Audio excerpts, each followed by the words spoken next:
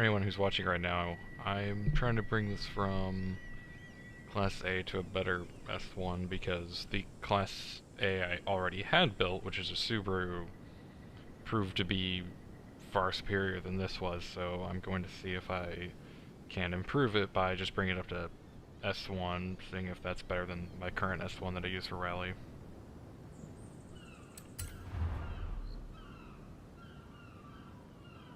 I don't need a body kit on it.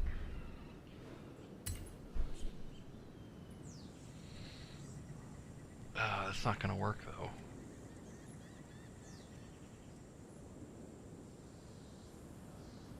Well, clearly I would say that A is probably the highest that this could do and still be good, because those specs are not going to be good enough to be competitive on an S1 level, so we're just going to ignore that.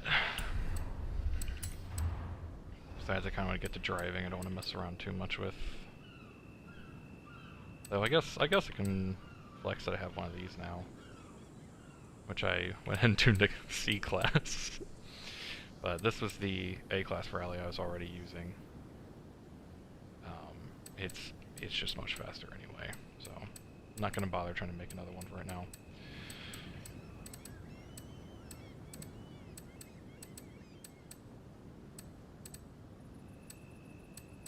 I would like to do a Goliath lap to warm up today. And I think I'll just go ahead and do that, but what should I bring?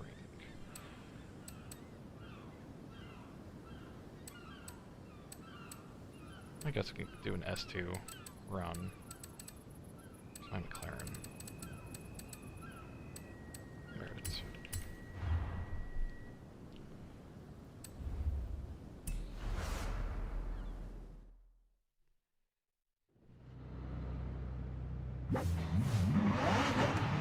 Also, yesterday I bought a new controller because the one I've been using for a couple of years now finally conked out. And so that's also part of what I'm trying to do today is feel out this new controller. It has a... I've been using an off-brand one for so long that I went ahead and bought an official, like a real Xbox One controller, and oh boy, it feels better, but I am not used to this. This should be interesting. Basically, the controller I've been using was so unresponsive, I got really used to just cranking on the controls. And yeah, this one actually is more sensitive by a considerable margin.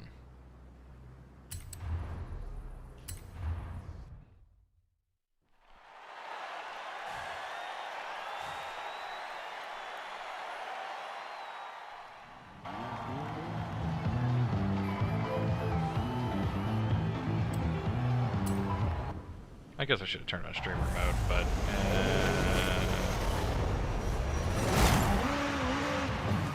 come on.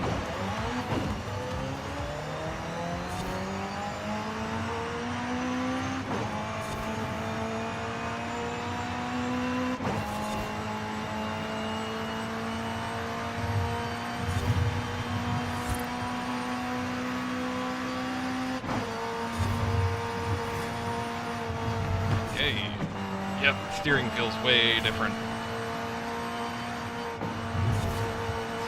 A lot more sensitive when I'm clipping.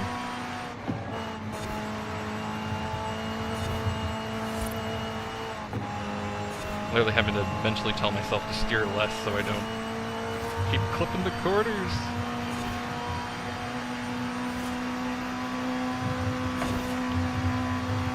Sorry, tree.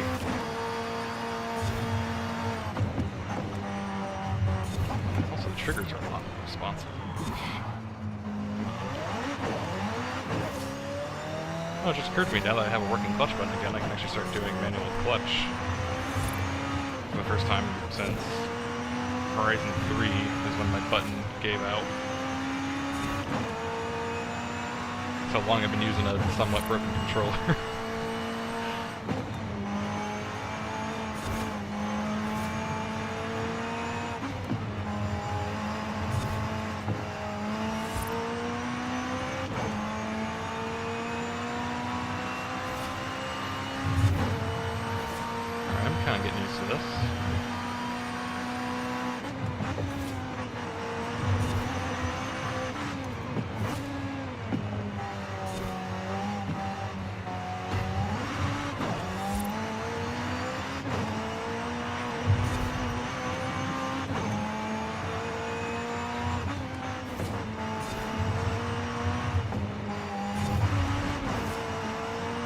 controller.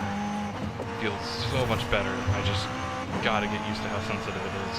I might turn down the sensitivity on it, but at the same time, there's much benefit in having a more responsive controller. I don't want to finally have a good controller and nerf it because I couldn't get used to it, so I'll just keep using it on this configuration until it just becomes second nature again.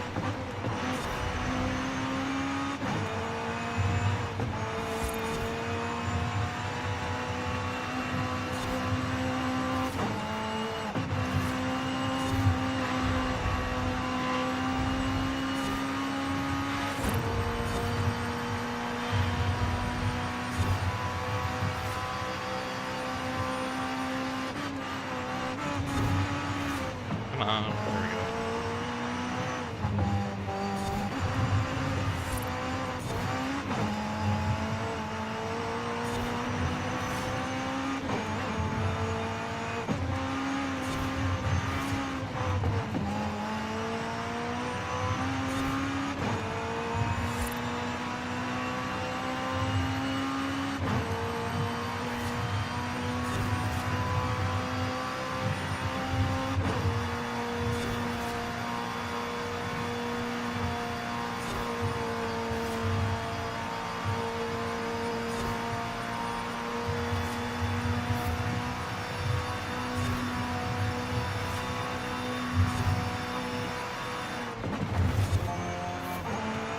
So far, this has been my favorite Goliath,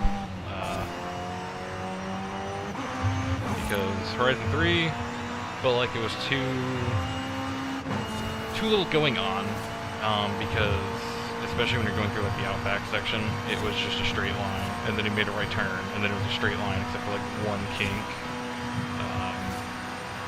Unless you're in the jungle section, it was just driving a straight line. Plus, its starting/finish line being in the sand after like a jump off a cliff was just, I don't know, it just felt weird. Horizon 4, I feel like it kind of went too much in the other direction. It relied on, of course, technical knowledge. So once you like did enough laps and you memorized the layout, I mean, it was fine, but it felt like there's only one straightaway, and so having a fast car wasn't necessarily like important. So far, I think this has been a pretty good balance as far as the Goliath circuit goes. It's got enough straightaways that you can build for speed, but it also has technical sections, so you do still have to know how to drive.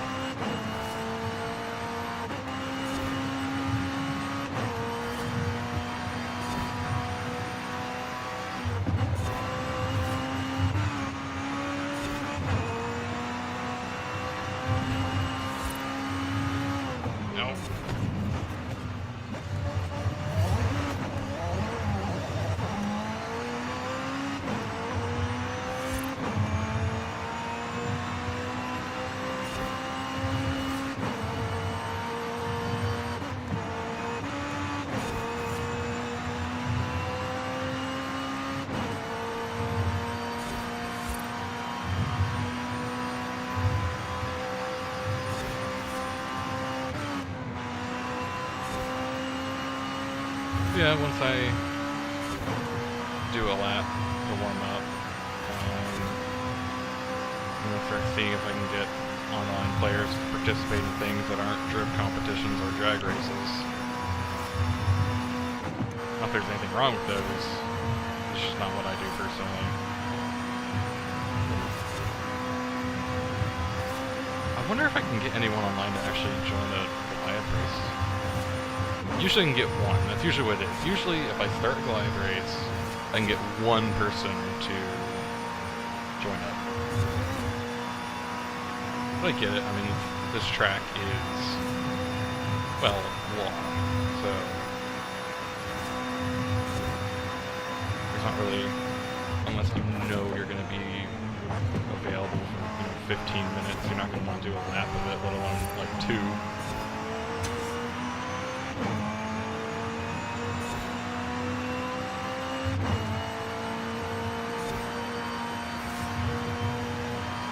I think I'm starting to get used to this controller. I'm getting there at least.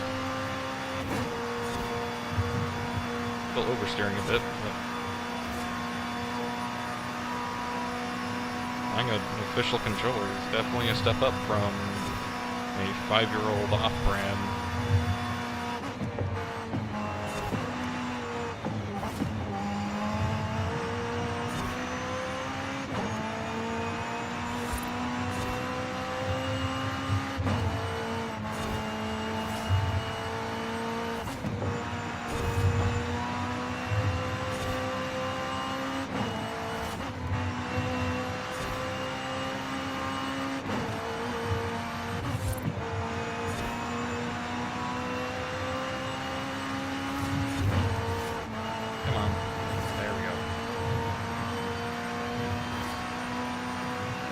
Also just a bit of practice in this car. I haven't done an S2 run in a while. I'm racing against my own ghost here, and you can see that when I was a little more well practiced with this car, I was a bit faster.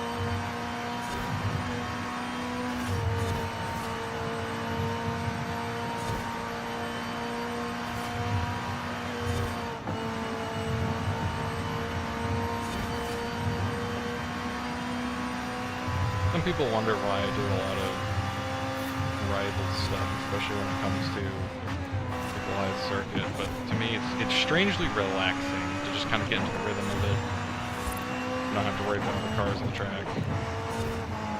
Just go as fast as you can for as long as you can.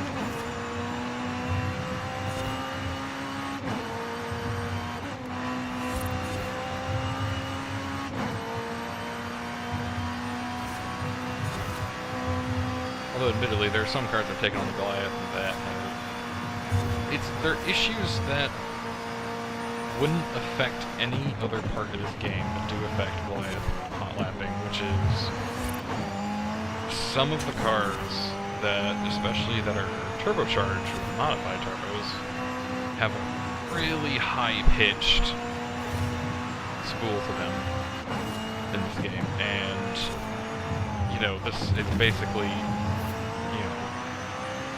depending on the class, you could be listening to it for like 15 minutes of just this high-pitched noise, and so sometimes I'll actually just straight up go as close to mute as possible that I can actually still hear what the engine is doing at some level, just because I don't want to listen to just a turbo whine for 15 minutes.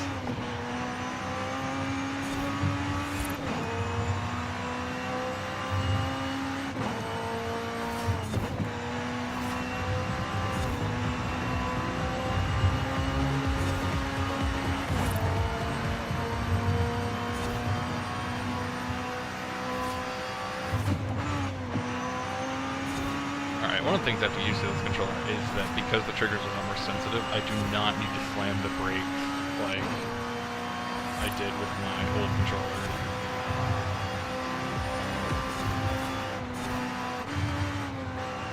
Alright, I'm not going to do a second lap for now.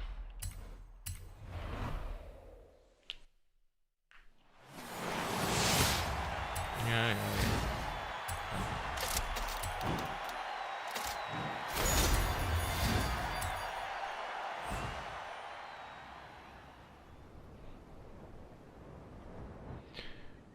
Well, I'm thinking about I'm going to switch to streamer mode so it doesn't play something that YouTube will come and murder me for in a loading screen. I gotta remember where that is. Audio?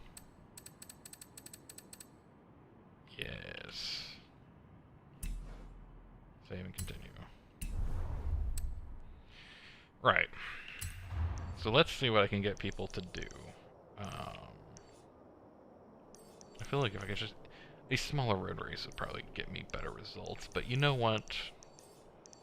I'm gonna see if I can get something to jump into a low... Well, not low class, but... Yeah, this car can't do J-turns.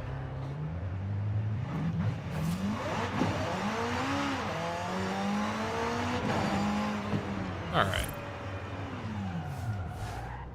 What would be low enough that it's interesting, but still a cap so nobody shows up with like an X class? I'm thinking maybe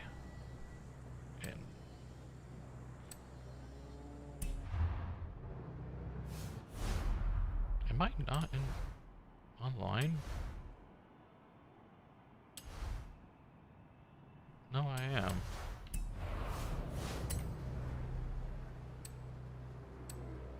Wait a second.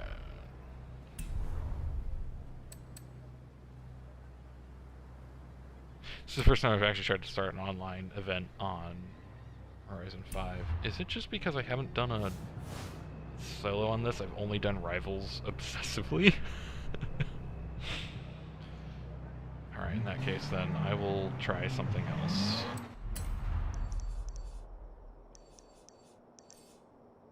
Alright, where have I done?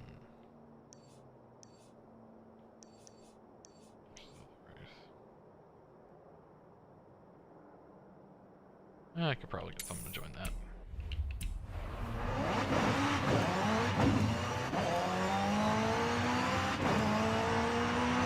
And no, I have not unlocked fast travel everywhere yet. In 400 yards, turn right. Turn right. Alright, well, I'm going to switch to a different car.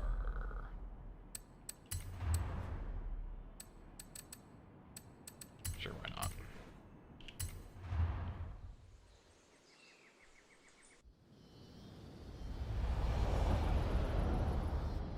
There we go. In 400 yards, turn right.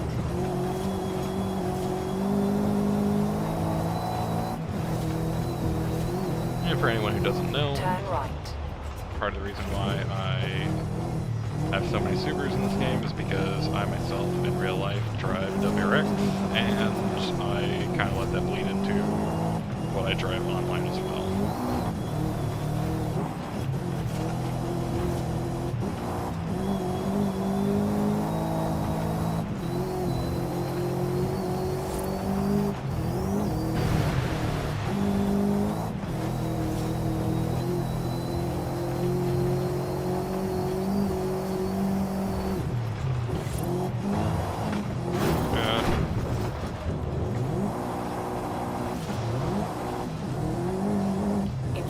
Yards, turn right. Done a little bit of work on it.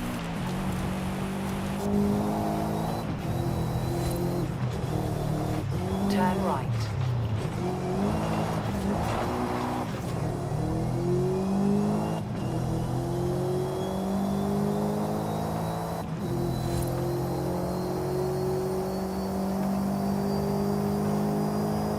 One of these days I will invest in the fast travel everywhere.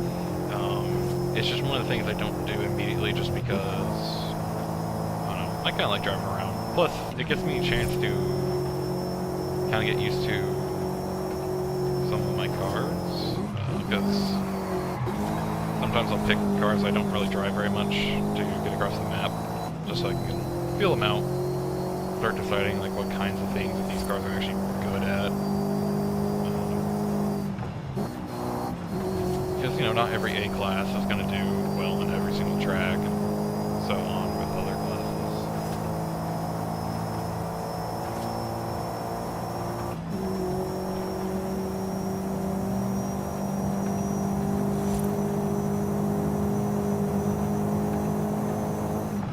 And wasn't paying attention. Probably my worst habit in this game is occasionally I will just not pay attention for a second and run off the road. I do not do that in real life though, so don't worry.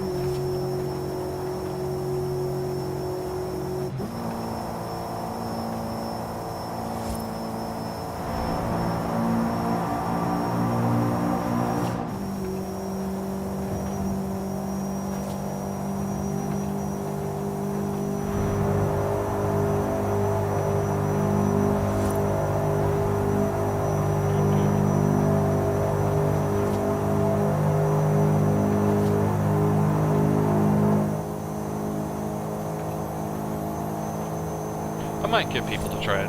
I might try to do an A-class race. I'm not gonna use this car for that track, but, you know.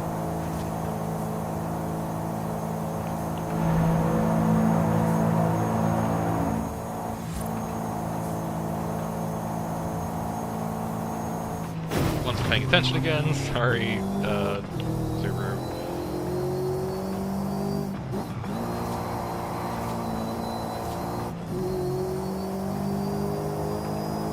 And because it's live, I can't edit things like that out.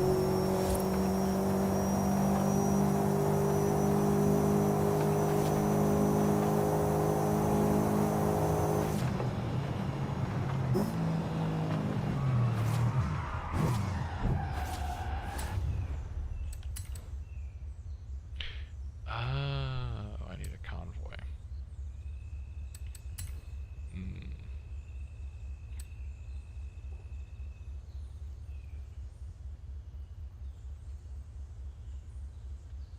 If you listen very closely, you can hear my mind running real quick. I guess I'm doing a bot race, but it's my difficulty set it right now.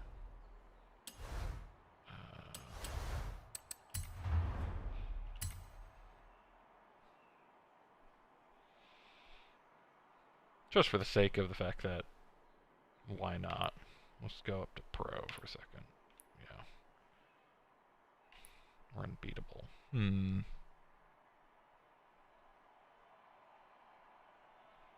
Let's do unbeatable. What's the worst that can happen?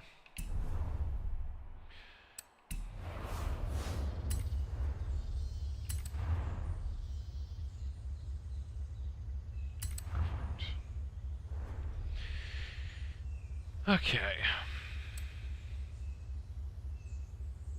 What am I going to take?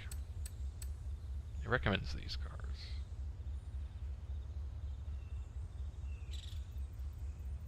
I am not done building this one yet. But I mean, I don't know. Maybe I can show it off. I'm seriously not done building this yet, so this is a not fully cooked project right here.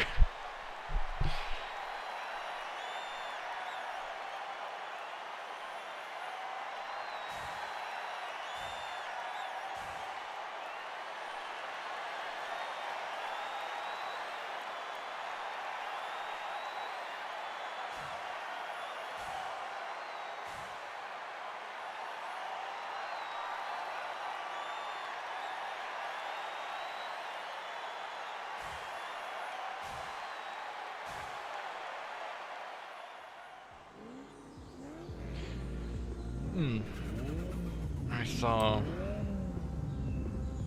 the special edition NSX and a little mod GTR, so yeah. Not finished project will be struggling.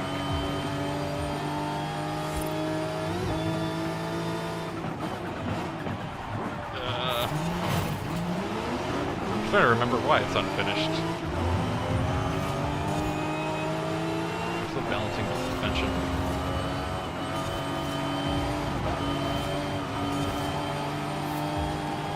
Oh, I can't take the inside.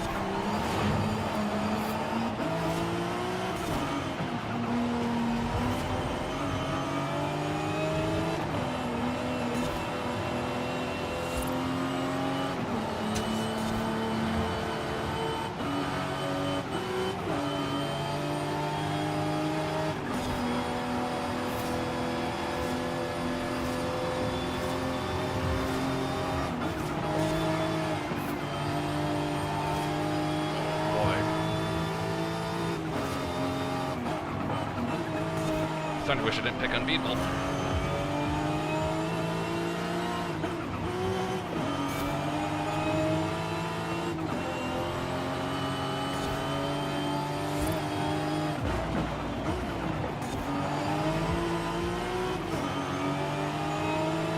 At least I'm getting a good idea of what all this car needs to be finished.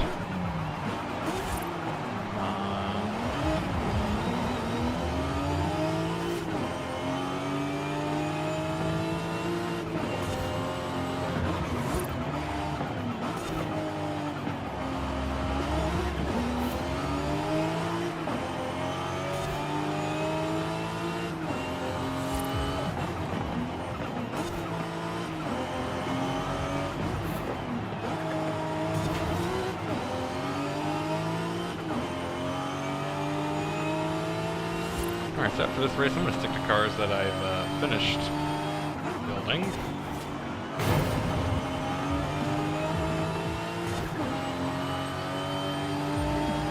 But I'm not entirely sure I'll ever finish this project.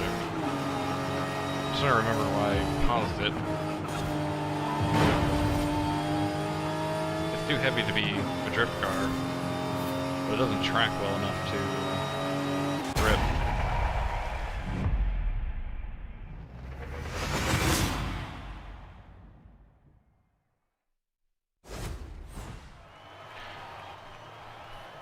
I'll show off the 8.6 next, actually. It's only C-Class, but I spent... Okay. So...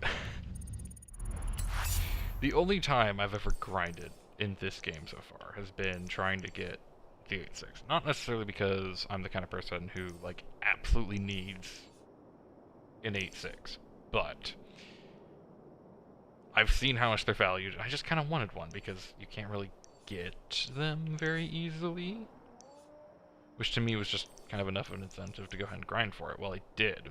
But then I wanted, you know, I wanted to have some use for it, and the issue I ran into was...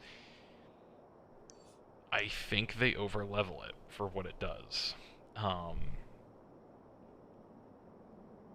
No matter how hard I tried to balance it, yeah, we'll go there. Alright, let's do this one. No matter how hard I tried to balance it, I couldn't get it to where it was...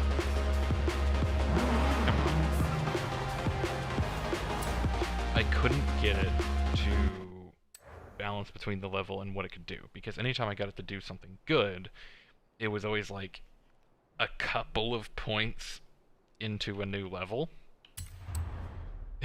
which meant it was useless. And so eventually, I've swapped parts on this one car so many times. I think I've spent maybe $1 million so far just in changing parts over and over and over again. I mean, it's gotten to the point where if I if I just pick any of these,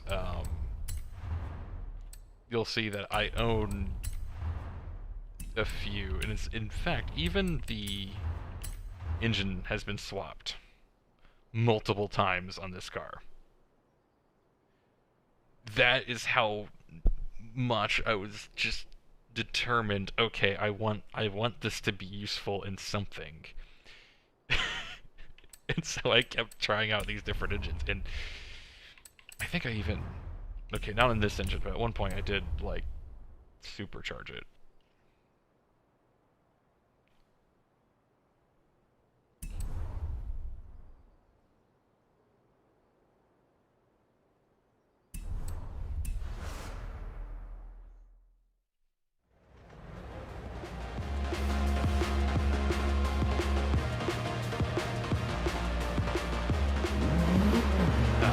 Sorry, I had to drink a sip of coffee. Actually, let's go ahead and take a look at these wheel spins while I'm thinking about it. I'll start with the supers. Okay, I like credits for the most part, so if I can just keep getting high credits. Not gonna use the shorts, might use the Volvo. I could probably find something to do with the Challenger. Okay. I mean, neat, but I would have rather had 200,000. Yes, please, I can find use for that. Probably not going to use that. Probably not going to use that. Yes, and... I'll do something with it. Alright, that's over. I'm not a particular fan of wheel spins, I'll be honest. I mean, they're neat, I guess, but I would rather just when it is safe coin prizes, please. Because right now, yeah, I'm at 5.3-ish million. Like, 200 yards. Turn I would right. like credits because most of what I do in this game is, you know, buy a car, turn it into a project and work with it, not gamble. Especially when it comes to like the cosmetics and stuff. It kind of feels like a waste when I get a super wheel spin and all I get out of it are 3 cosmetics or something like that. It's just not something I'm interested in. Come on. But yeah, so this is the tuning setup I ended up landing on. It is a C-Class. Because I learned putting this at higher levels made it really unbalanced. Like, I could get this to go fast, but then it just understeered like hell.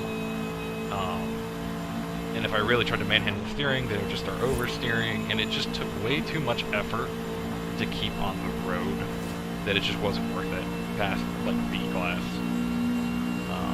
And then, anytime I focus on handling, because of the way the leveling system in this game works, for whatever reason, I think the game overestimates the handling of the 8.6. Just saying. Turn right.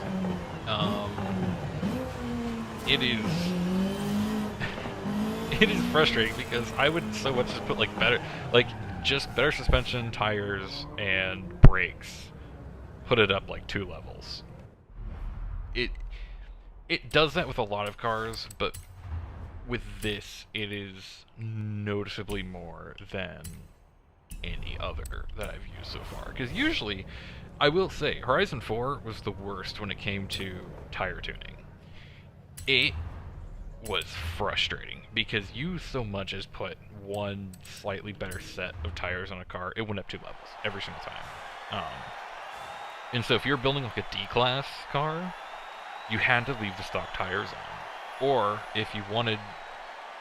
If it was like a level 100, you could put, like, street tires on it, and it would barely fit in Class D still. It just was the worst. At least with this game, it doesn't overcompensate on tires as much.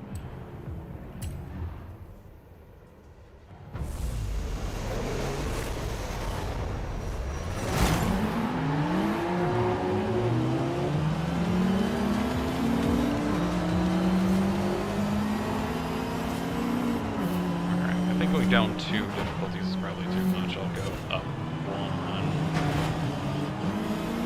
Following this race.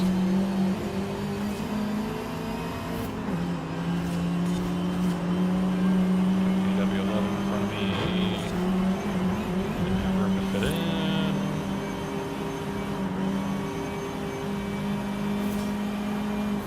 Last gen Silica with a STI looking wing.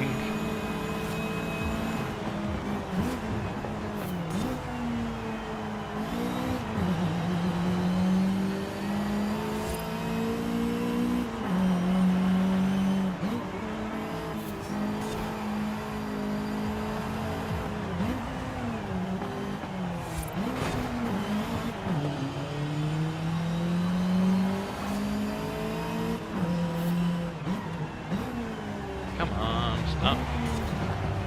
I forgot this track is cobbled.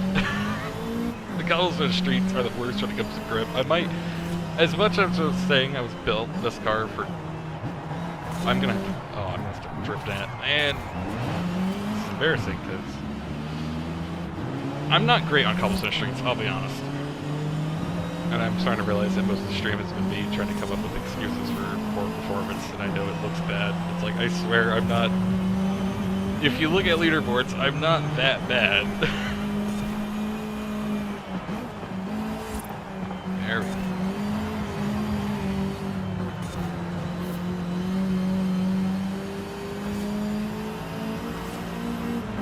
On 4AG, give me the little bit of power you have.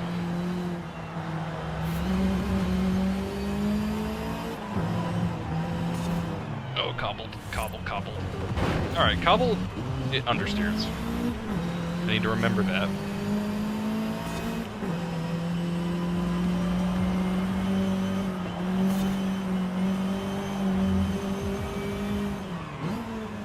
Look, it's understeering. Come on, oversteer a bit. There we go. Alright. Inertia drift. Well, that's tight for inertia drift, but... Got passed by the Celica and the AW11 again. This is a very Toyota race.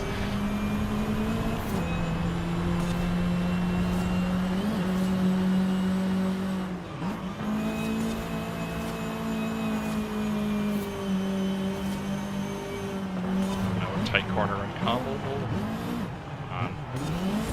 Come on. There we go.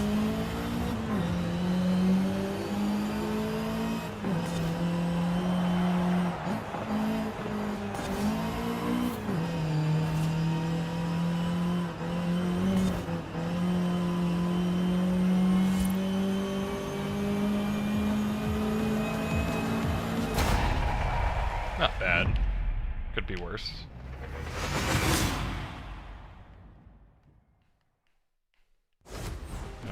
I'm starting to... Okay, I definitely like this controller though, that's for sure.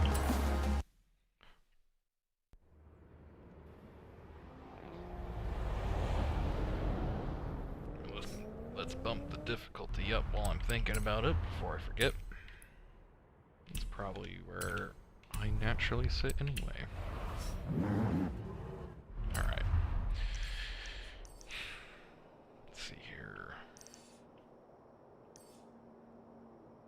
That's too... I want to use this car more, which I want something a little more technical.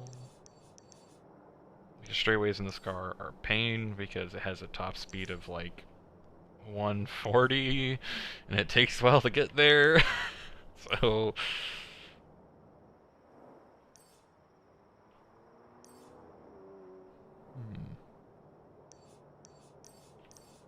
what's going on here?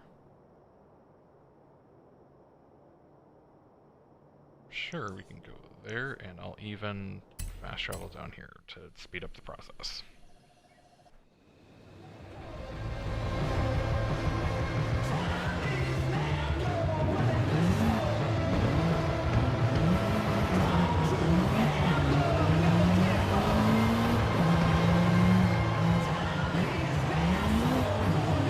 This plays a lot of music for streamer mode, but again, you know, I am not nearly important enough for YouTube to come assassinate me, so I'm not going to worry about it. Also, now that it's nighttime, I will say, as much as I think the A86 is kind of overrated in the car community, I will say they do look good if you set them up right. Also, I'd like to I'd like to formally thank the devs for one of the aftermarket parts being those yellow fog lights. Again, as much as I think maybe Initial D references are a bit much, it's still appreciated. It's neat looking, so.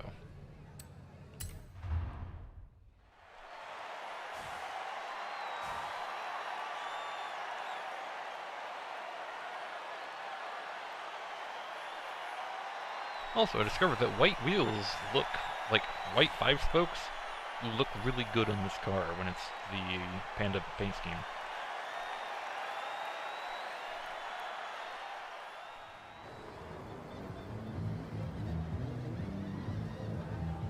Which, considering how thoroughly the 86 has been discussed in every forum forever, I feel like I might be one of the last people to discover that, but I still like it. Come on, there we go.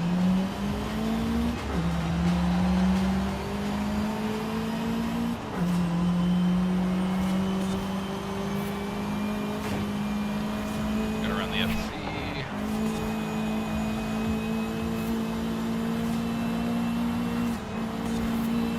Alright. Get around the Miata. Which, by the way, in general, I do prefer a Miata over an H6. No! Understeer. That sucked. Wow. Okay. It started understeering. I felt it understeering. And I just didn't react, because I'm like, surely it'll just correct itself. And then it just didn't. And by the time I'm like, oh, I actually have to do something, I just, yeah. Please do not judge my occasional stupidity. I know I probably deserve it, but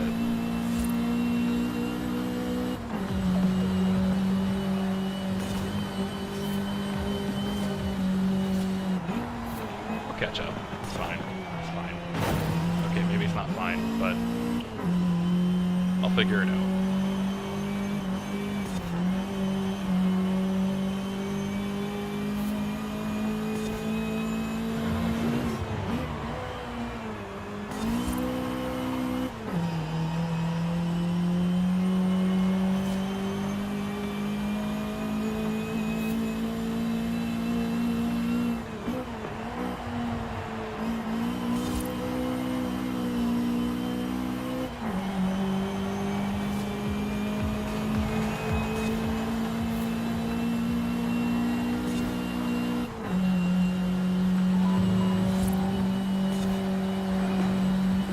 My mission for this lap is to not understeer into a wall.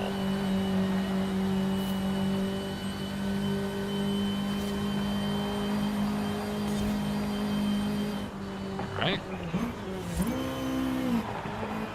Oh. Made the turn, maybe a bit slower than necessary, but I did make it.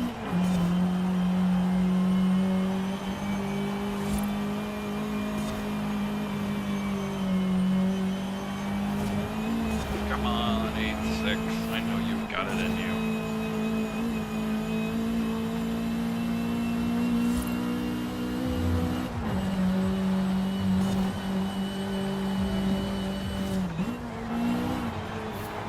Come on, make the turn.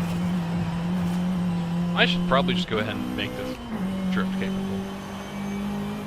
I know he spent a lot of credits and a lot of time trying to get this to grip, but the more I've taken this to circuits, the more I've learned, huh, this does not like grip racing.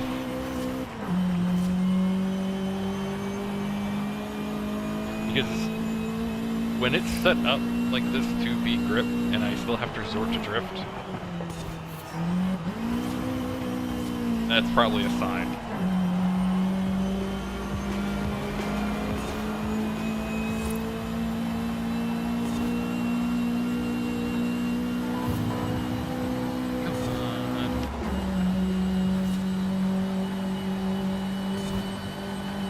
This is the AE86 experience, by the way, in this game. So if you're wondering if it's worth going into the auction house and buying one for 11 million, well, look at this footage and tell me, is this worth auctioning for 11 million? Personally, I would say no.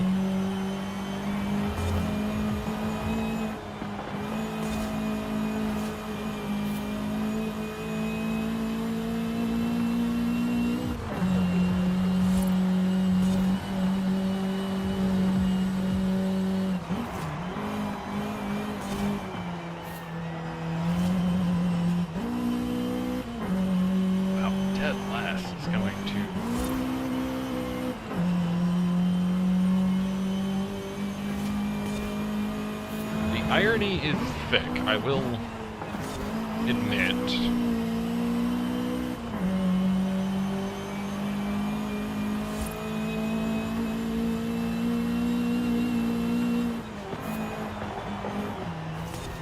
But I confidently named my stream Asserting Dominance, because usually in this game I am asserting my dominance, and then I proceed to have the worst string of races I've had during this game. And I won't even blame the controller entirely.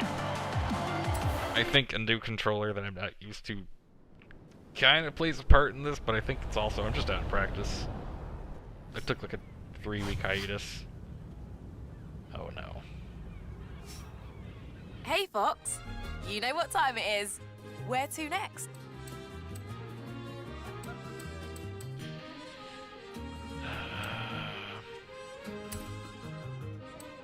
Sure.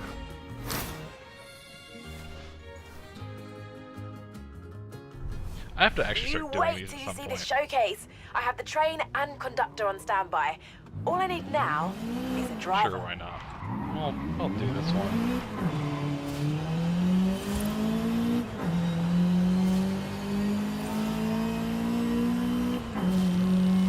The train race. I'm having flashbacks to the Flying Scotsman.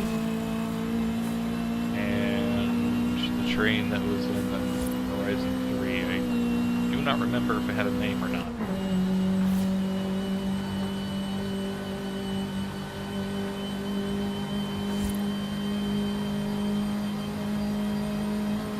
Also, I have done a Goliath lap in this car before. Oh boy, does it take forever. I think my Goliath time in this car is 18 minutes. I'm almost certain it's still a top 1% time, but I will say the fact that I'm patient is the only reason why I'm able to do low-class Goliath runs. Because when you do them, it's pretty much, yes, I have nothing to do for the next hour. I will do 2 laps of Goliath.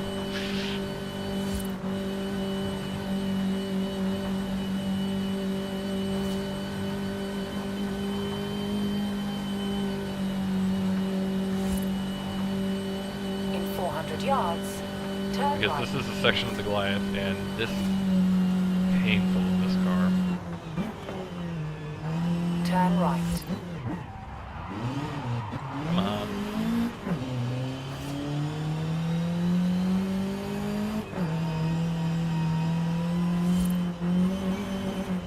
Okay, so... You have arrived at your destination.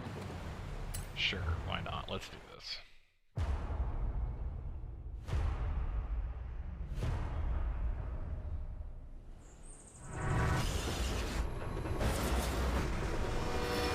I've already been run over by this train this game, so, you know...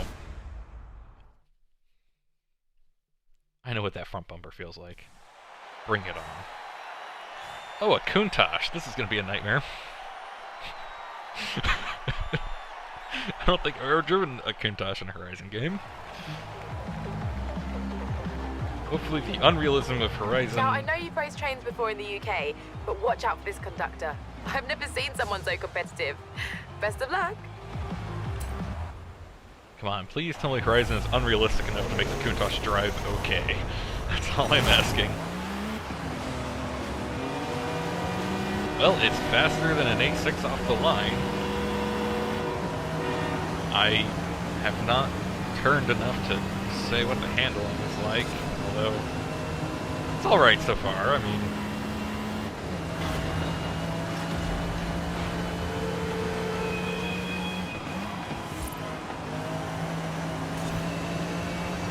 alright. Okay. Oh, that's too much of cooking on that turn. Okay, so Countach, still, even online, doesn't handle quite well.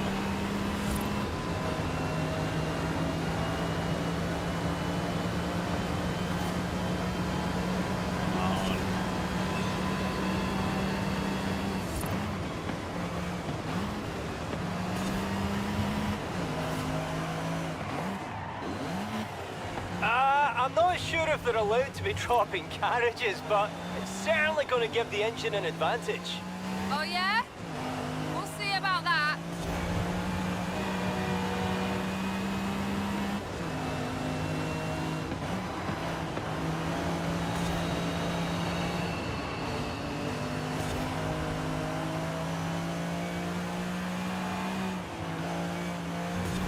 Sorry, there's no commentary at this moment. I am currently focused on trying to make a Countach drive okay, which is... It's not as bad as I was expecting.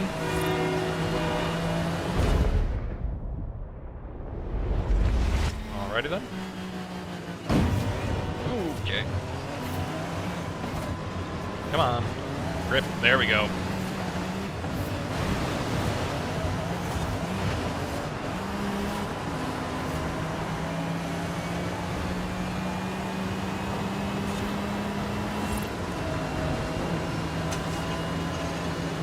Which I know how silly these games are, but I will admit I have a soft spot for these showpieces like this because, I mean, it's fun.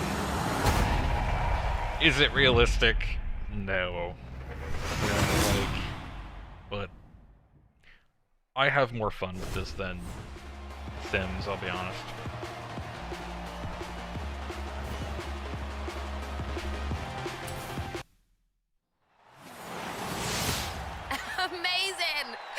Don't worry, I'll talk to the conductor. Might be able to use them on the festival roster, actually. Perhaps driving something a little lighter?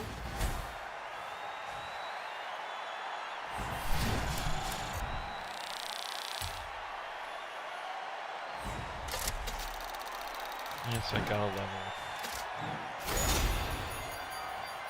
I might find something to do with that. Again, I'd just rather have a credit prize, but you know.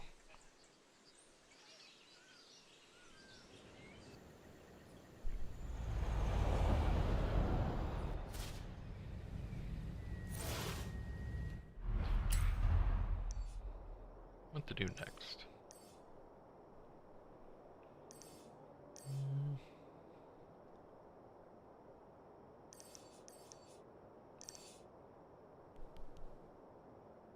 Let's see here. I have a few million credits. I'm going to go car shopping.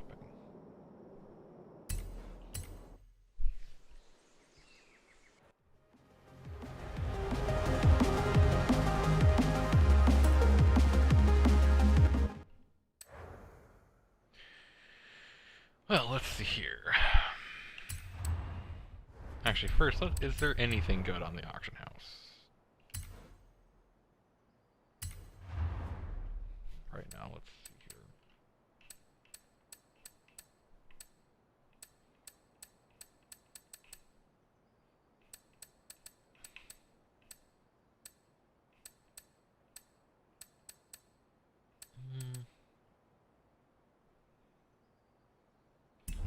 No, not really.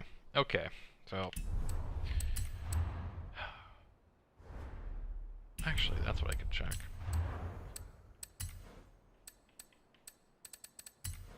Let's work on... Should be actually near the bottom. I'm gonna work on my Subaru collection. Let's see if I can pick up a 22B yet. They're still ridiculously expensive. I'm not gonna drop all my money on one.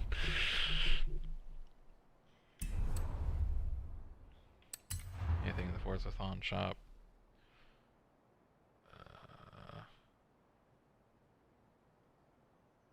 Yeah, first of all, I can't afford Chiron. Second of all, not particularly interested. Well, I guess I could go different kind of shopping and look at the cars I have and see if there's anything I can bring up to speed.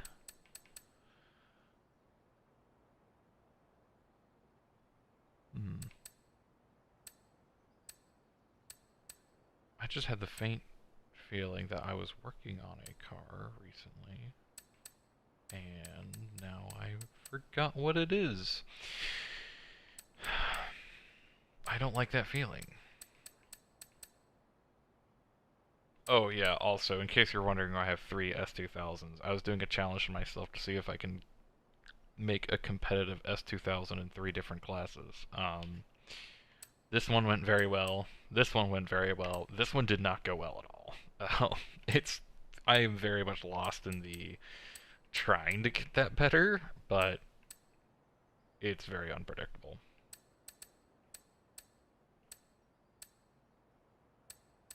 And speaking of cars, someone's car alarm's going off outside my window.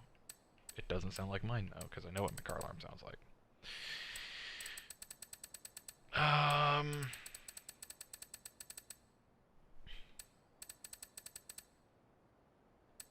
Do I just... okay.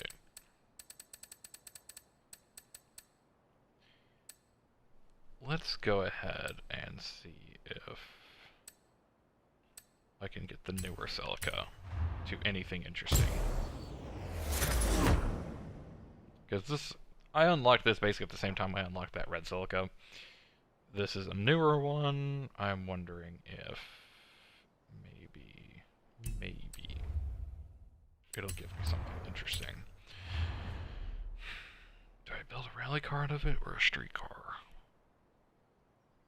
What the heck, let's do rally.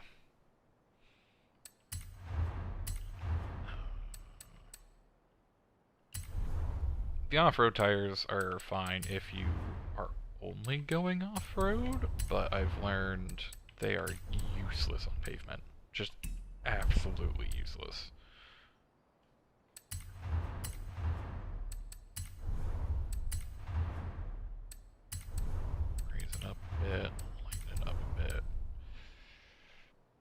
chassis reinforcement, sure, why not?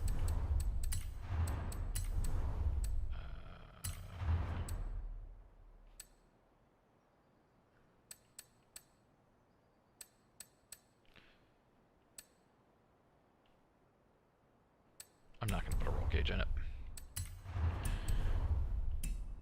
Which is probably going to upset anyone who races in real life, and I get it. But if I wreck this digital car, I am not going to get hurt, so I'm not going to add the weight of a roll cage into it. And yes, I know it technically stiffens the chassis. Also, side note, why is it that the only adjustable aero options in this game look so... Like, the original Celica wing, I think, looks actually pretty good. You know, it's... Sure, it's a bit aggressive, but, I mean, I'm a WRX guy, so no wing is not going to, like, tick me off too much, but I'm very much not a scaffolding guy. But I'm kind of forced to do this because I want to mess with the arrow. Should I put flaps on it? Oh, it doesn't give me flap options. No. Actually.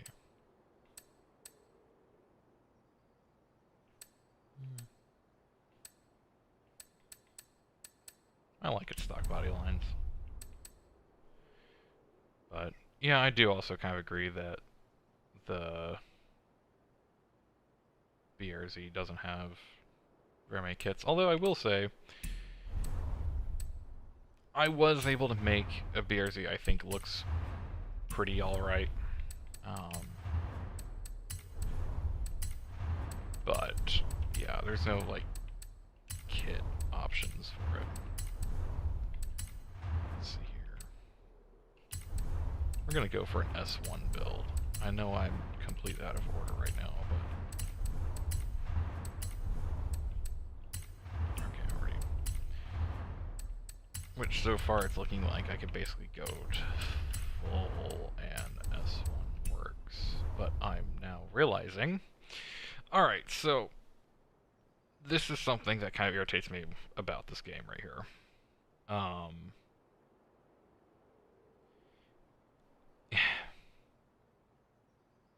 If I were to, like, install this setup, for example,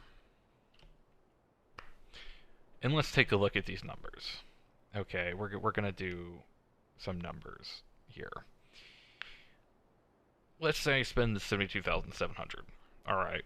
And sure, afterwards I can, you know, go into the tuning and specify certain things, you know, change tire pressures, change ride heights, change stiffness, all that stuff. But look at these base numbers here. For what S1 class allows, this is not competitive. And that's what kind of irritates me. Is because I've basically brought this car up to, without having to do an engine swap or anything like that, I've brought this car up to what is essentially its highest form. And yet it's halfway in the S1 class. And that's why the class system kind of irritates me, because my two options at this point are I can go through, change the engine, rebuild that engine, and hope that I get some more competitive numbers out of it. Or I can detune this car to be an A class. But I already have a lot of A class cars. So, as much as it hurts, I'm canceling this build.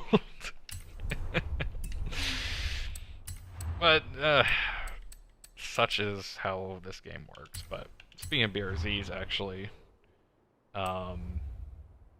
this is the BRZ I built, and I'm realizing I have to drive away from the music for a second. I feel like if I come on. So this is the one and only time in my entire history in the Forza Horizon game series that I have built a car specifically for drift competitions. And this was only because I needed an A-class drift car, and I was like, oh look, I have a BRZ in my garage. So, yeah, this car is only built for drift. There's no point trying to do any grip race in this, or really any race in general. Which, I mean, I say that, but it is literally just built to go sideways without any effort, and then just kind of stay there. Which is, that goes against how I usually build my cars. I like balance. I like it to make sense and feel right, you know, but I needed a drift car, so I built a drift car. And I'll admit, I mean, it's fun to drive. Hey, the 250 GTO's all cleaned up. Come see it in the auto show. We need to have a talk. I'll pick that up later.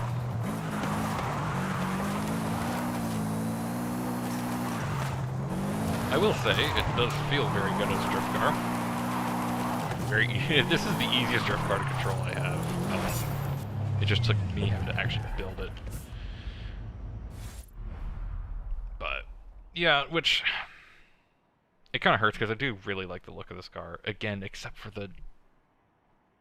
Oh, the Holotasha. Okay, the Holotasha was... Horizon 3, yeah. I do have a somewhat Holotasha. I used this car earlier. I'll just drive back to the festival. But if you were watching earlier, when I was racing that on that R32, Holo is the not hood ornament, but like the hood icon. Because it's tradition that one of my cars has to have Holo on it. It's tradition, and who am I to argue with my own tradition?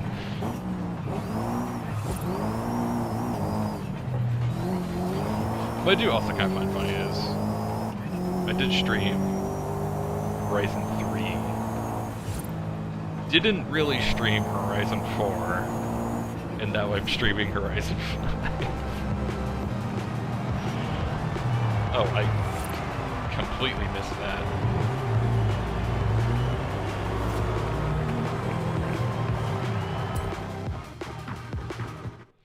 But yeah, you want to see Holotasha, it is this unfinished livery right here. There we go. See? That's a lot of glare.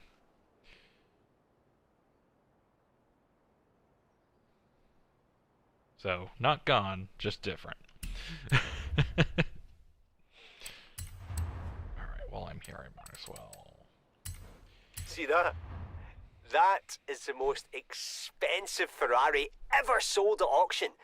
The last time one was found sitting on a trailer, it ended up being worth $40 million. So, what do we do? I know a few dealers I could call.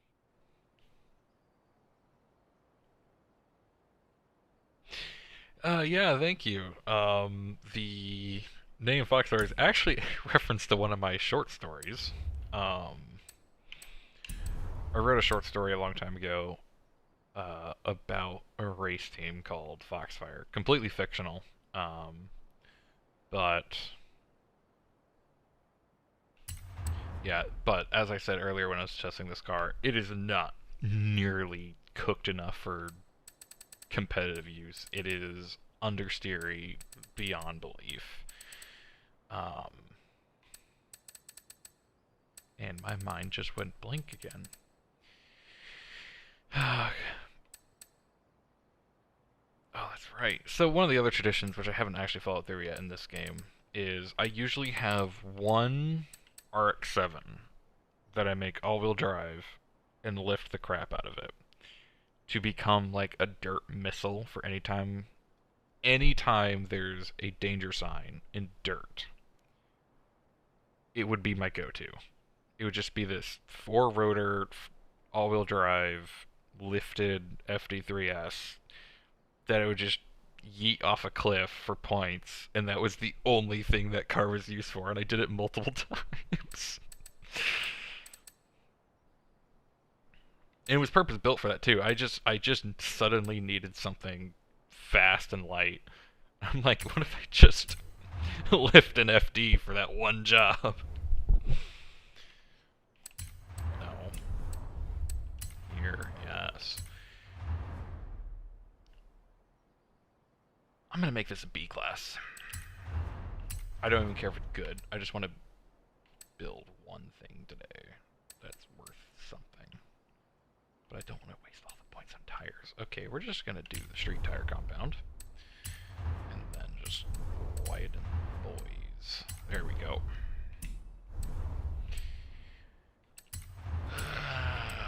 This is gonna be a very cheap build. So we're not gonna go too hard on it. I like having better shift times. Sure. Sure, okay. We'll put a better transmission on it. Okay, doesn't add points, so why not? That is... I'm installing this not because I particularly like the look of it, but because apparently this removes 10 points off the thing, so I might be able to fit more parts on it and leave it at B class.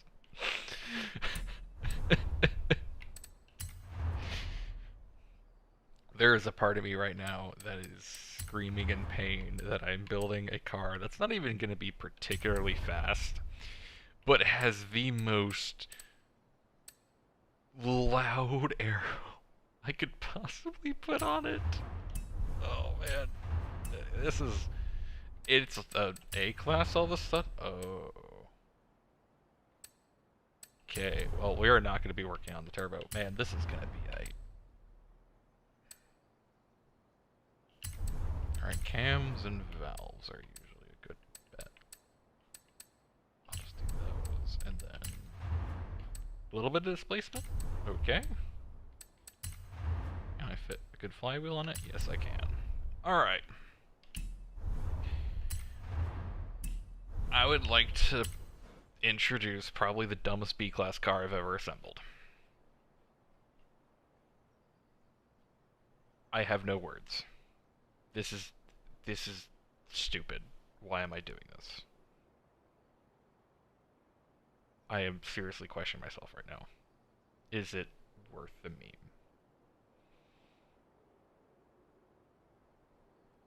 Maybe I'm trying to rationalize here. Maybe if I put rally tires on it, I can make this a B-class rally car. That doesn't sound too bad.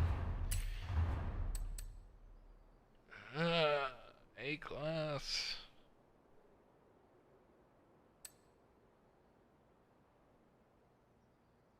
I'm wondering.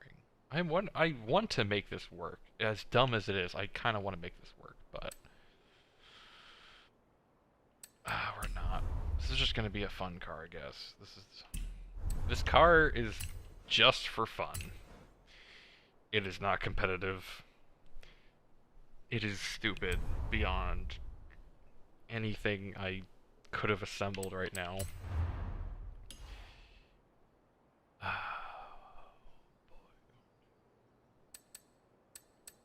Yeah, it is literally so underpowered that 6th gear isn't even worth being on the graph.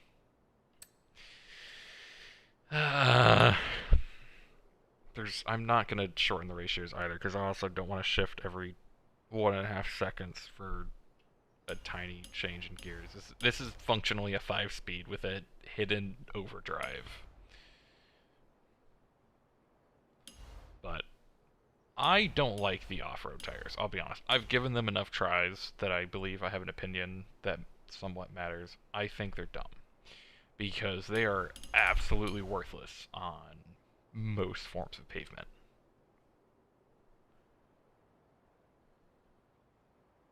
I don't even have any smart tuning to do on this. There's nothing more I can do. This car is so dumb.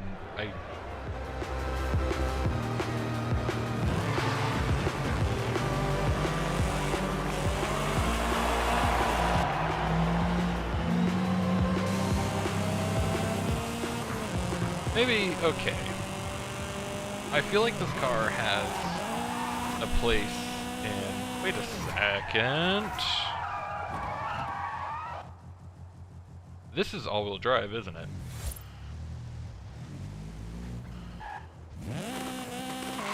This is all-wheel drive. I can make this a rally car. There's no point in leaving it stupid. I can make this a rally car. It's all-wheel drive. I made a corner the way I would do a front-wheel drive. I guess I just kind of assumed this was front-wheel drive because it's a tiny little hot hatch. I don't know much about the Pulsar, I'll be honest. I've never owned one, so... I've known its existence, but I genuinely thought that this was front. Okay, so...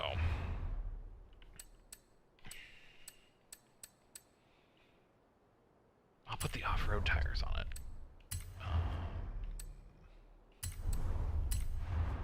Actually, fine.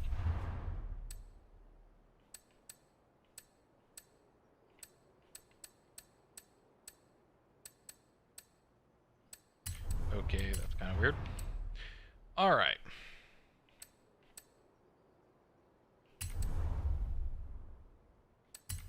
Wasn't it just...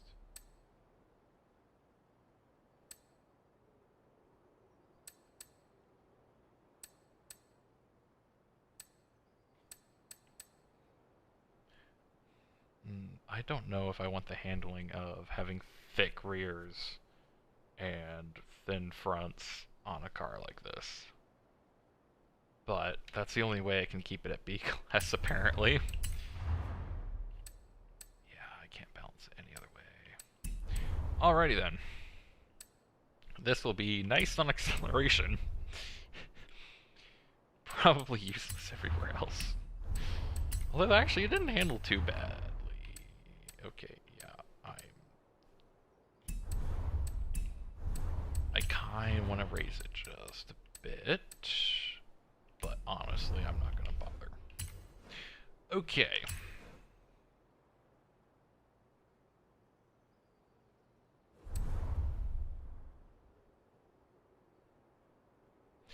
Okay, so it was a concept, and then it got phased out. Which as a WRX driver, it feels kind of funny when when a different car with a top mount intercooler didn't do well with it. But I guess part of it is just Subaru's Boxer was kind of built from the ground intending that. Let's see here. I mean, it doesn't feel too bad, I'll be honest. I was expecting much worse.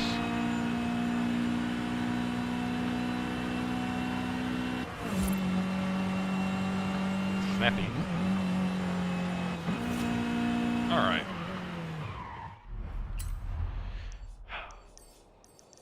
I think I'm just going to jump right into this and send this on Gauntlet or Hot Lap. Well, not lap because it's on circuit, but you know. 100 yards. Let's do some rivals on this. Let's push this thing for its test. 400 yards. Turn left.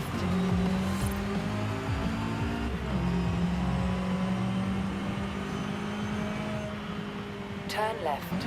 Wait, this is equipped with the SR20? Oh, wow. Alright. In 200 yards.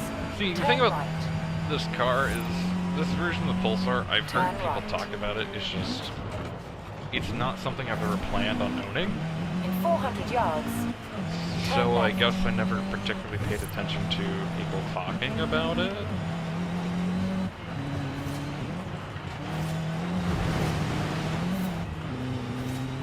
Turn left. Alright, I'm definitely gonna have to stick with lower gears. Actually, you know what? Because it's gonna be rally anyway, I am going to go ahead and mess with the final drive. Bring in 6th gear, because rally tends to favor having shorter gears anyway, as long as you have 400 enough yards. to Turn do right. it. You just gotta be smart about your shifting.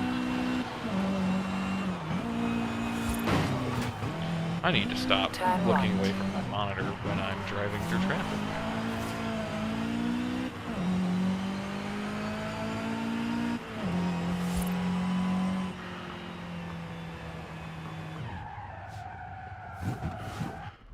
Alright, let's see. Da-da-da. And just like that, a whole new gear has been brought in. Overdrive it a bit. Okay. How does it feel? You have arrived at your destination. Yeah, short ratio for sure.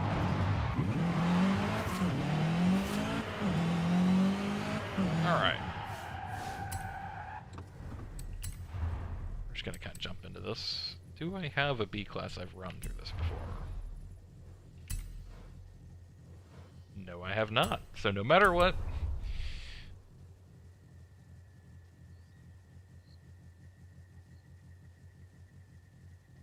Okay, yeah, and that's what I assume, because I've never seen one of these in person. I've only seen pictures of these.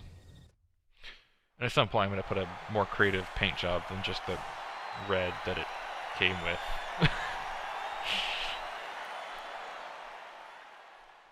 I mean, that depends. If this car does well, I will take the time to put a nice paint job on it.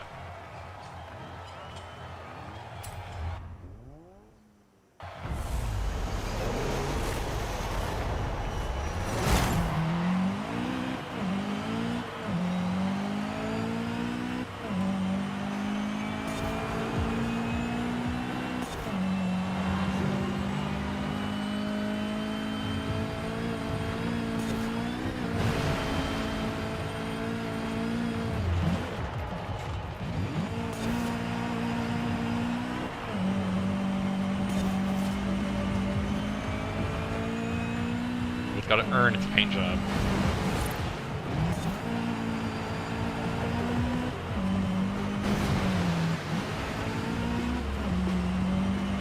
And yes, for the record, I do drive exclusively in first-person Forza, but like I'll switch to third-person if I'm just cruising around sometimes, just to look at the car.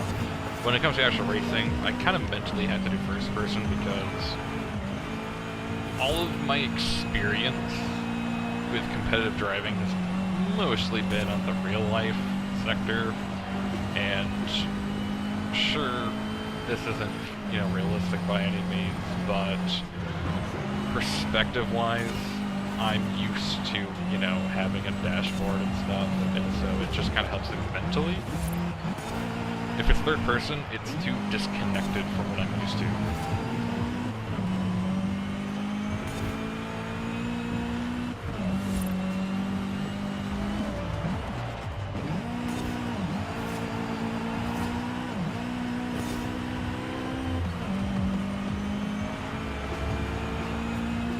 Honestly, I was expecting a car that was so bad it was a meme, but not gonna lie, I'm enjoying this driving experience.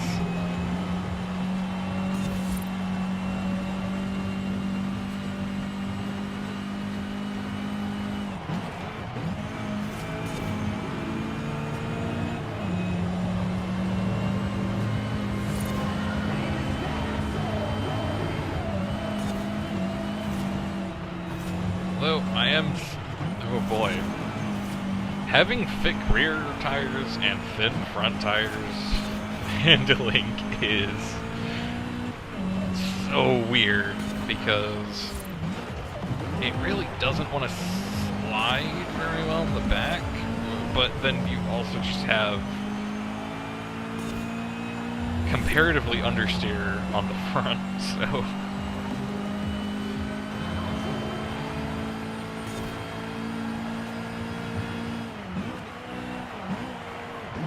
kind of makes entering a corner a bit weird feeling, but it is very stable in a straight line, though.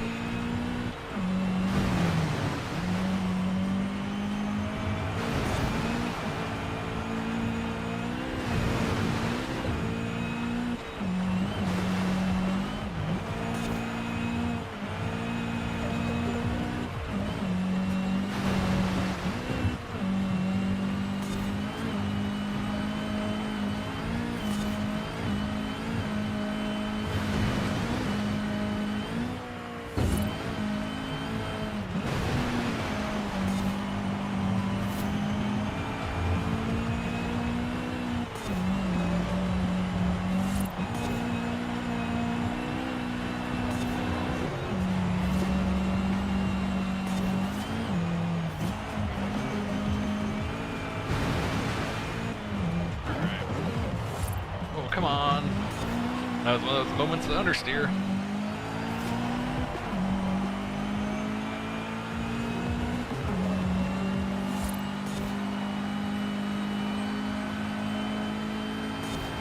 The handling is wonky enough to make itself noticeable, but it's still manageable. So that's good at least.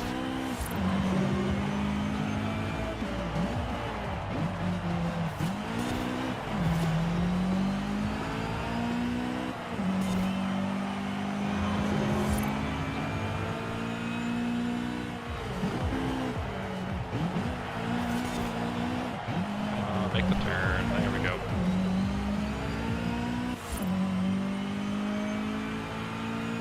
Let's see if this can actually do decent speed drifting in any capacity. Come on. Come on. Okay, kind of. It didn't lose control, but also just lost all of its speed immediately.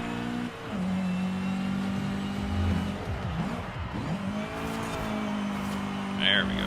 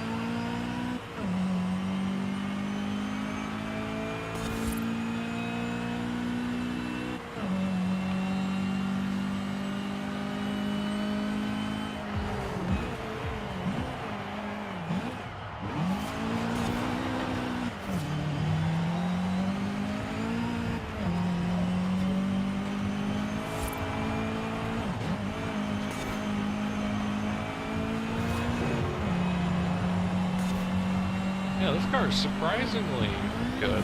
Now that especially I'm getting used to how it works, I'm digging it. I might have accidentally built a usable B-Class rally car. A bit more tweaking in a couple of areas, and I might actually have something I would consider really good. Right now it's mostly good. Again, it's got these weird quirks with its handling right now.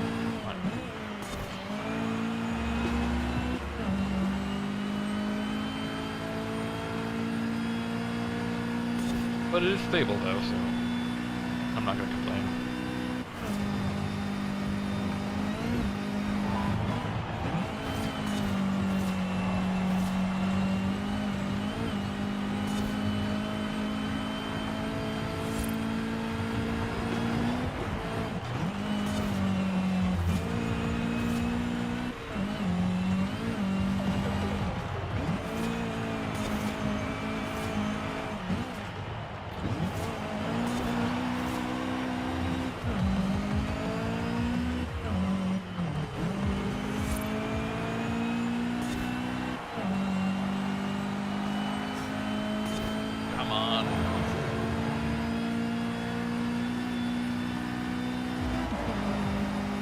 You know, honestly, it's too bad that these are apparently rare in real life because I kind of dig even how the interior looks. But I've always kind of liked that 90s hot hatch vibe, you know? Relaxed, but cool.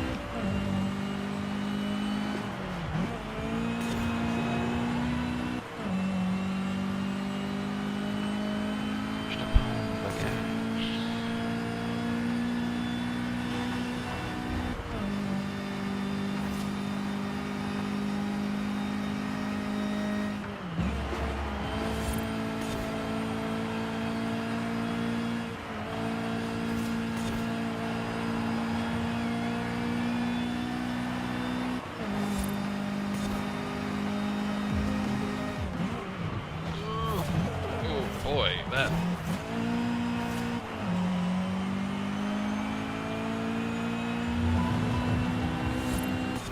I mean, I already have a Honda Civic IRL too, and I am not planning on making it all-wheel drive.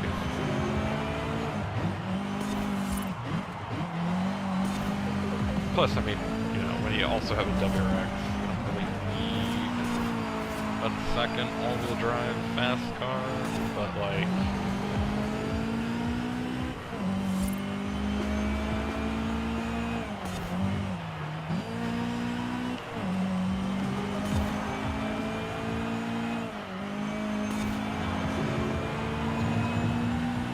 Plus, I will say this, I've always felt really weird about drivetrain swaps like that. Because there's just something that feels strange about, oh, this car is, you know, it's supposed to be a front-wheel drive, but we ran a rear drive shaft and a rear diff on it, moved the trunk to fit all that, you know, like, man, I hope I know what you're doing. Ooh. Again, weird handling quirks.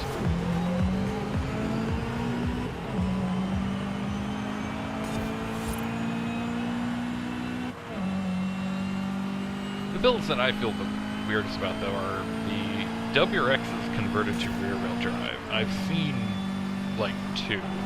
But it's because a lot of people who engine swap have to move the front diff.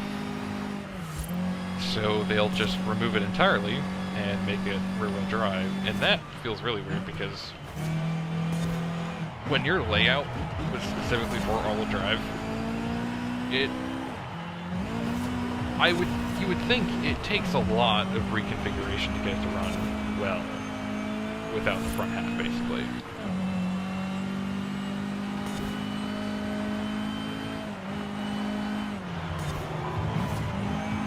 Yeah, I've made some swaps like that in Horizon games. Where you do a drivetrain swap, but it does feel really weird. It feels like you're stepping out of... And it's funny to say when you're talking about a game as, you know, admittedly unrealistic as this one is, but it feels really strange and unnatural to click a button and just fundamentally change, like, the most famous aspect of a car. Because when, you know, people think Civic, they think, you know, front-wheel drive, especially if they're thinking performance Civic, or thinking, oh, a very capable front-wheel drive car. But then, oh yeah, you know, with the click of a button, suddenly it's a rear-wheel drive, and no longer are you comparing it to the Golf GTI or something, you know, older ones.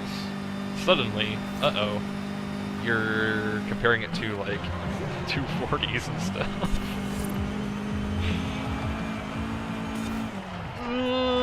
No.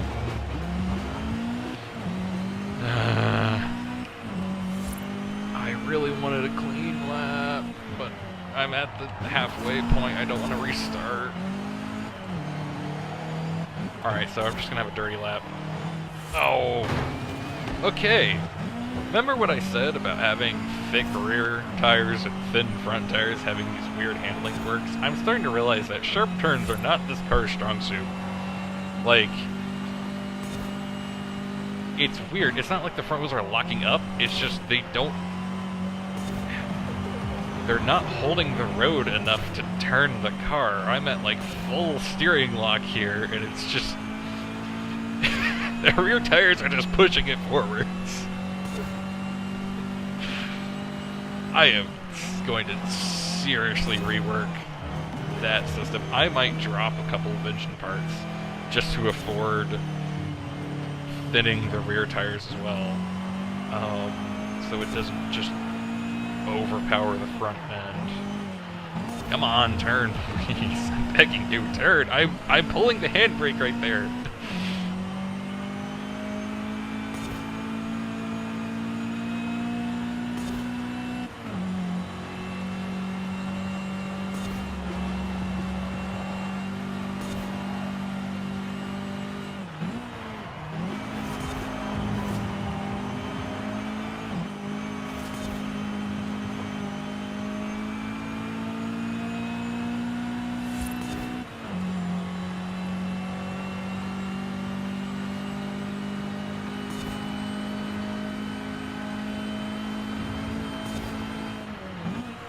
Come on, turn. There we go. Come on, turn. Please, I'm begging you. Alright, yeah, so what this test has shown me is this car is very good in dirt for 99% of situations. But the moment grip becomes necessary, the handling just... As I said, it's very stable in a straight line, but it's so stable in a straight line, it doesn't want to get out of a straight line.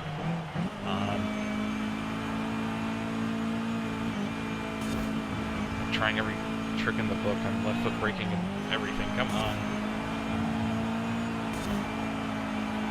Don't make me look bad.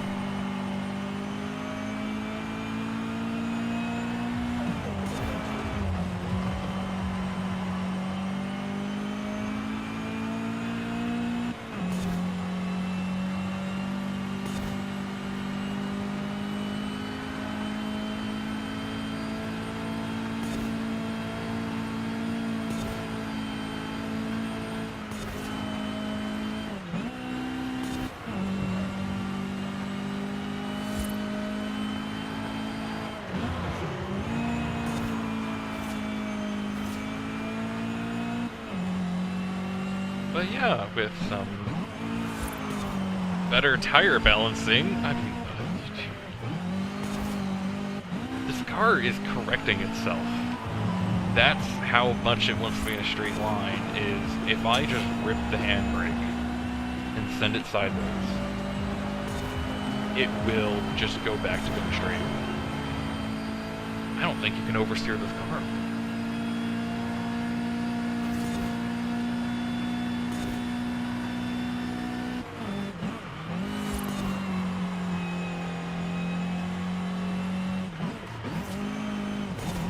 Like, didn't countersteer once in that corner.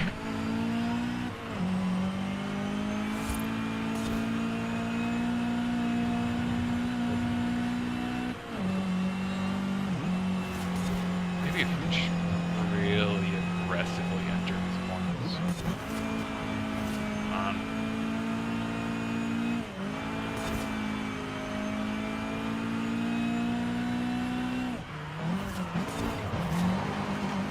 Okay.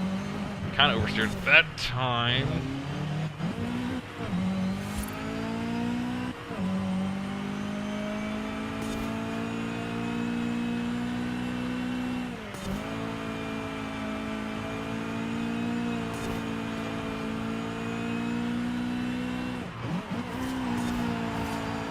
Okay.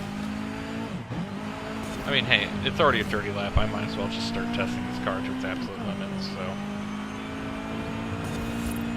But the good news is, the fun part of this track, in my opinion, is coming up.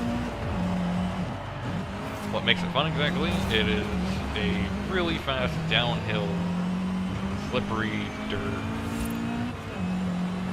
mountain pass. Should be very interesting in a car that doesn't like to turn, but let's go.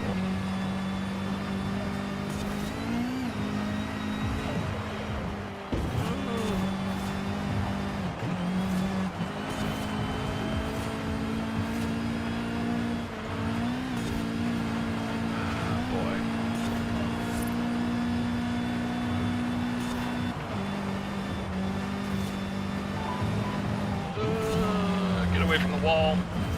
Alright, turn, please turn, please turn, please turn. I mean, it didn't hit the wall, but holy crap.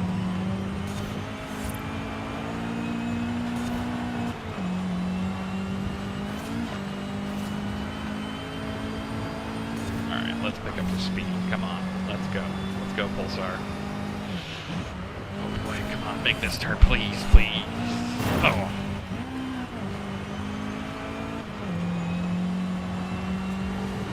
Yeah, you can drift tap and not lose your clean lap status, but anything more than like brushing or just a light bonk onto the wall and it'll mark you. Which I will say, this game has so far been a lot more forgiving about that than Horizon 4 was, and Horizon 4 was more forgiving than Horizon 3 was. Horizon 3, it kind of felt like if you so much as grazed the wall, they would mark you. I think Horizon 4, when they really started like allowing drift taps to be in rivals laps, they would more and more people started doing them on purpose, and then by the time this game came out, they just went ahead and if you're drifting, you can actually hit the wall decently hard before it knocks you for it. Unfortunately, it doesn't count as a drift tap if you hit your front quarter panel because you were understeering.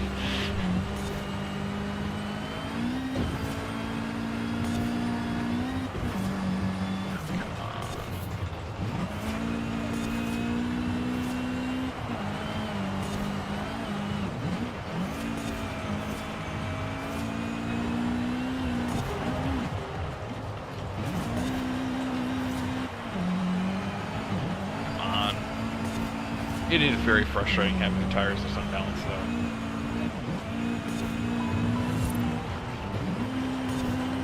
Come on.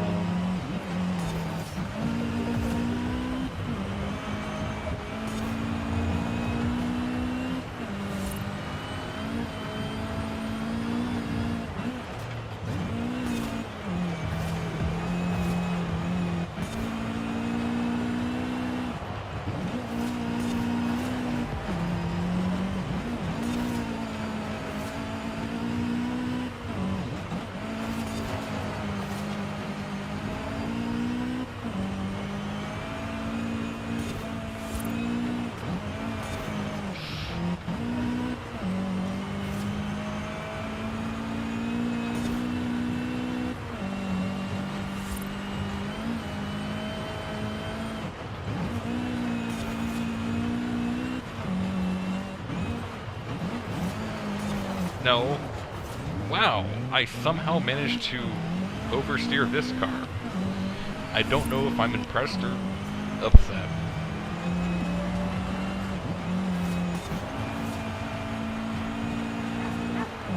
Did I just hit a dog?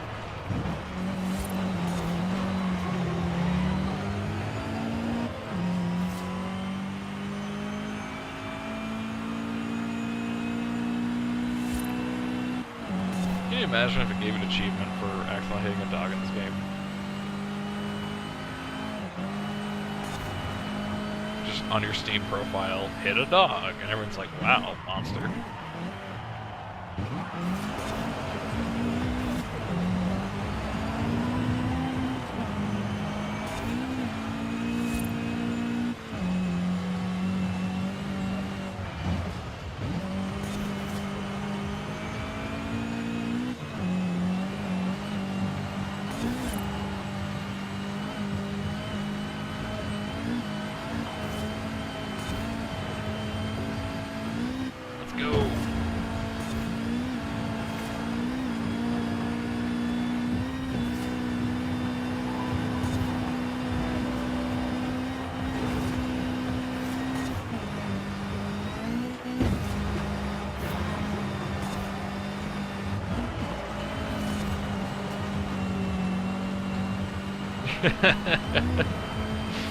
Oh yeah, especially if like very few people got it. Every single person who has the achievement showcase featured on their Steam profile, just at the top of every list. Hit a dog, especially if it was just a name, something like Hit a Dog. Oh man, I'm just imagining the icon being like an infographic of a car and a dog, just an X, or even just a dog with an X over it. Oh, because everyone would mouse over that.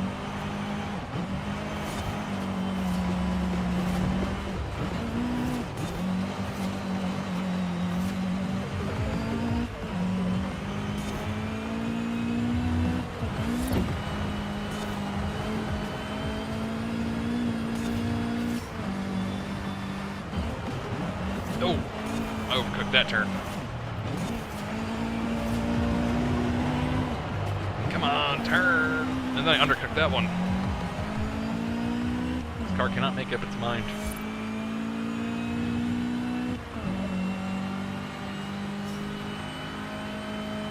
Oh yes, nothing like a B-class Rivals time of what it's going to be like 6 minutes, I bet.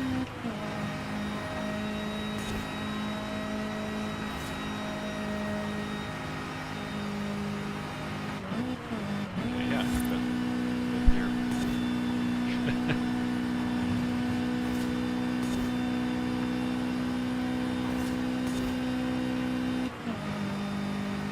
Well, what I find funny about this game, though, is when it comes to, like, animals in the road, they just, like, teleport around your car. But then, like, are they just there to make you panic and try to swerve out of the way? Because once you learn that they teleport out of the way, you don't dodge them anymore. Just under 25 minutes. And it's a dirty lap, too!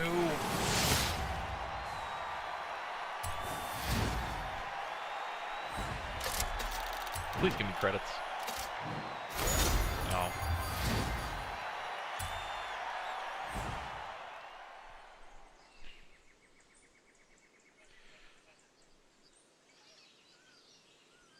As you can tell, the vast majority of my income comes from Arrivals laps. Alright, let's...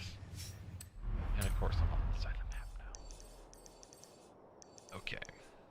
I am genuinely curious what the... I really need a fast travel anywhere house at some point.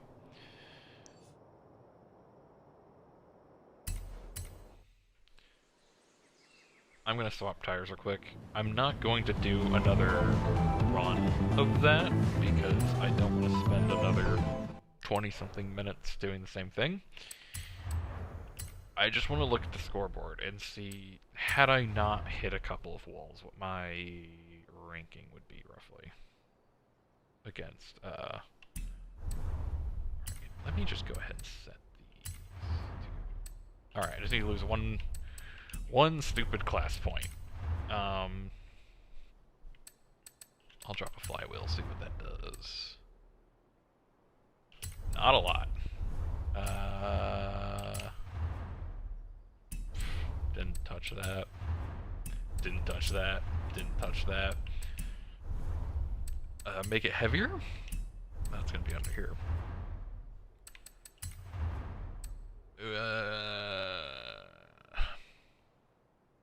It gives me points to add power. I'll take it. Get the flywheel back.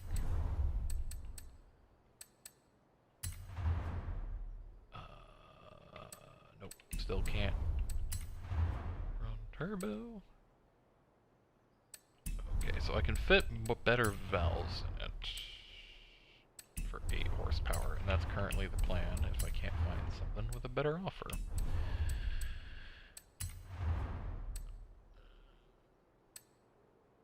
Nine horsepower, okay. 6, okay, so it's looking like, although valves would probably be more helpful.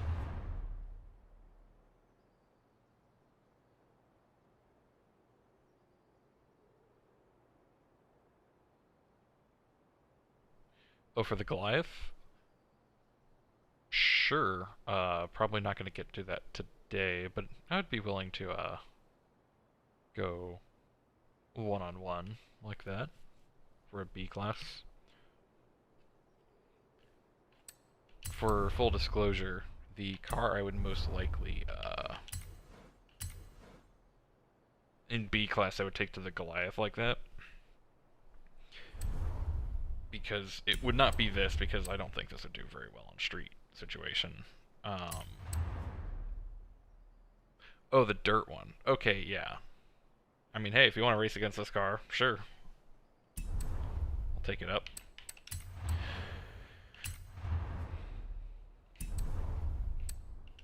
Alright, let's take a look at my options here. If I make it white, I can make details on it. Yeah, sure.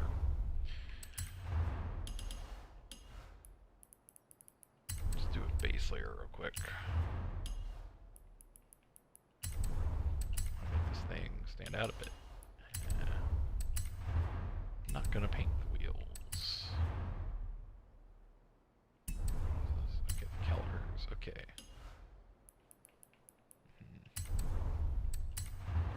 And then tint it. Alright.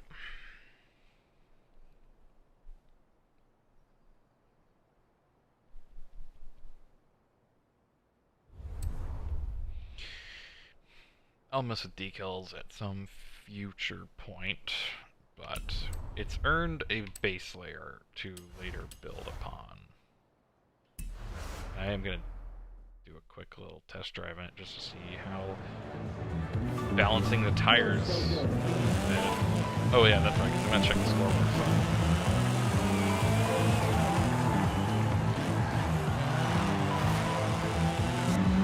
Well, so far its handling is already more predictable. I need to set directions because I do not have this map memorized yet. In 200 yards, turn left. Turn left.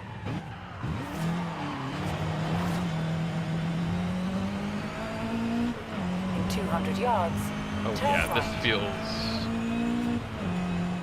Turn right. so much better. Holy crap, like, In 400 yards, turn left. I don't have to force it to turn. Would you look at that?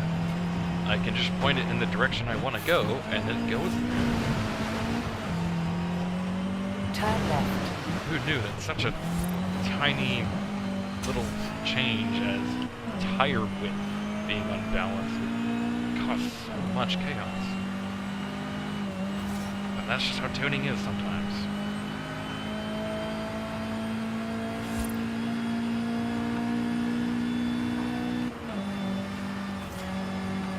In 400 yards, turn right.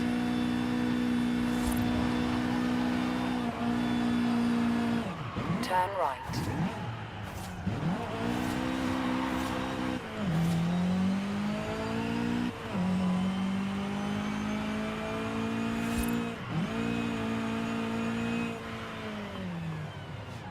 You have arrived at your destination. Be AFK for just one moment.